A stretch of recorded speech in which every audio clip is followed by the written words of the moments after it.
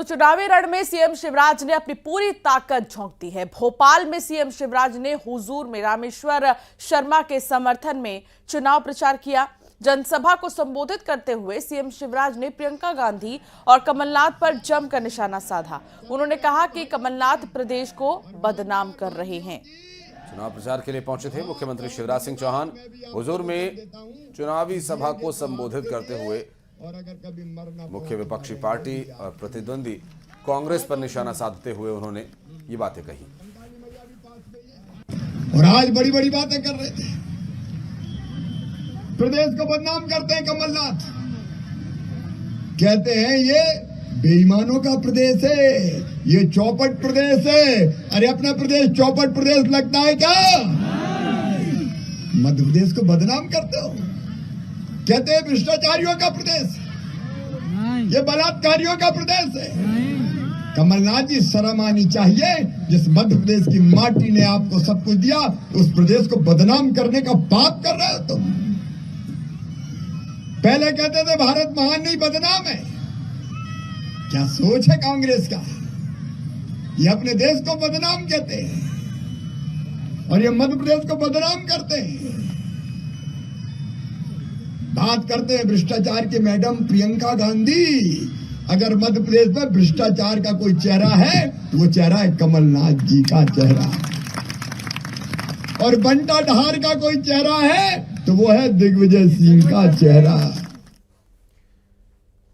मध्य प्रदेश में विधानसभा चुनाव की तारीखों का ऐलान होने के बाद से अब प्रचार का शोर बढ़ने लगा है। कांग्रेस ने भी चुनाव प्रचार तेज कर दिया और इसी क्रम में कांग्रेस की महासचिव प्रियंका गांधी वाड्रा मंडला पहुंची, जहां प्रियंका गांधी ने चुनावी सभा को संबोधित किया। इस दौरान उन्होंने आदिवासियों को साधने में कोई कसर नहीं छोड़ी। प्रियंका गांधी ने सभा को संबोधित करते हुए वादों की गारंटी दी और बीजेपी सरकार पर जमकर हमला बोला।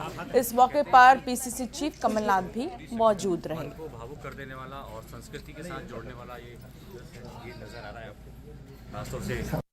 दूसरी तरफ भाजपा की सोच जो है कि जब आप सत्ता में कुछ नहीं करें, जनता को आगे बढ़ाने का काम नहीं करें, भ्रष्टाचार करते जाएं, जहां पे आपको मौका मिला वहां हाथ मार लिया, पैसे लूट लिए, काम नहीं किया।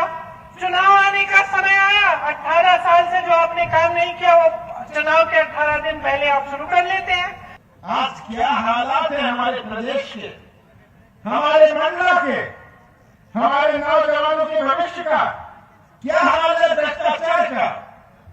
प्रियंका जी, आप उस प्रदेश में आई हैं जहां बेरोजगारी पूरे देश भर में नंबर 1 है।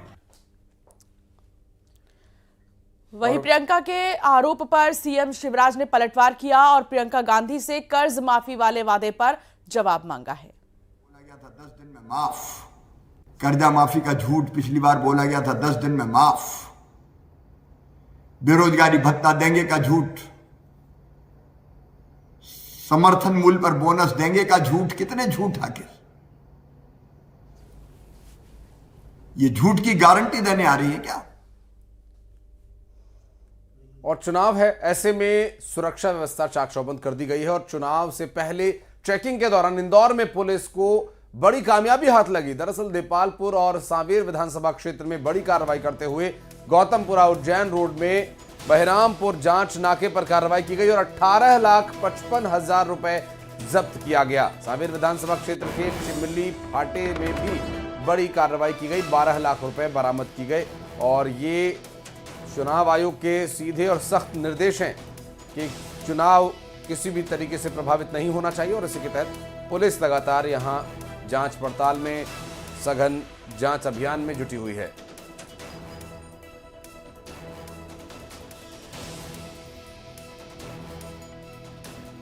बलेनो कार को चेक किया गया और उसमें एक व्यक्ति थे रवि बोबड़े, जो द्वारकापुरी इंदौर के निवासी थे। उनके पास से 4 लाख रुपए नकदी जब्त किया गया है, जिसका हिसाब के कागजात वो प्रस्तुत नहीं कर पाए विधिवत उसको जब्त करके। और हमारी सिमरौल पुलिस नाके पे जो उपस्थित थी, साथ में एसएसटी टीम जो थी, उनके द्वारा ये कार्रवाई की गई है। और लगातार इंदौर में नाकों पर सघनता के साथ चेकिंग की जा रही है ताकि विधानसभा चुनाव शांतिपूर्वक संपन्न हो जाए। चुनाव आचार संहिता लगने के बाद बैतूल में पहली बार कार्रवाई हुई है। चुनाव के मद्देनजर जिले के सीमावर्ती क्षेत्रों में जांच के लिए कई फोर्सेस और एफएसटी टीम ने नागपुर की तरफ से बैतूल आ रही एक कार की तलाशी के दौरान कार से 55 किलोग्राम चांदी के जेवरात बरामद किए।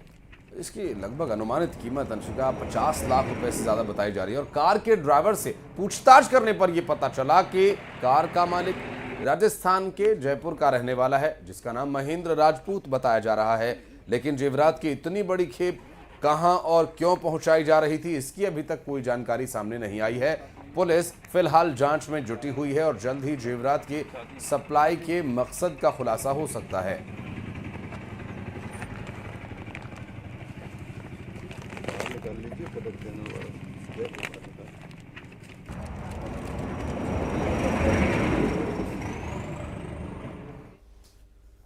और मध्य प्रदेश के एक शख्स को कांग्रेस की भारत जोड़ो यात्रा का पोस्टर दिखाने पर सऊदी अरब की पुलिस ने जेल में डाल दिया।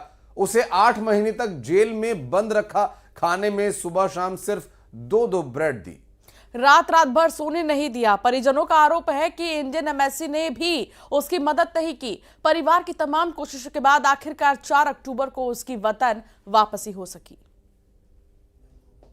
जब जेल में अटकी सांस, एक पोस्टर बना गले की फांस। कांग्रेस नेता को सऊदी में सजा, 9 महीने बाद वतन लौटा रजा। यह है रजा कादरी, मध्य प्रदेश के रहने वाले हैं। निवाड़ी के युवा कांग्रेस उपाध्यक्ष के तौर पर पहचाने जाते हैं। रजा कादरी की 9 महीने बाद वतन वापसी हुई। हज पर गए थे, लेकिन मालूम नहीं था कि एक पोस्टर उनके लिए इतनी बड़ी मुसीबत खड़ी कर देगा कि महीनों तक सऊदी की जेल में रहना पड़ेगा। हर लम्हा जिंदगी की जंग लड़नी पड़ेगी, हालात और भूख से लड़ना पड़ेगा।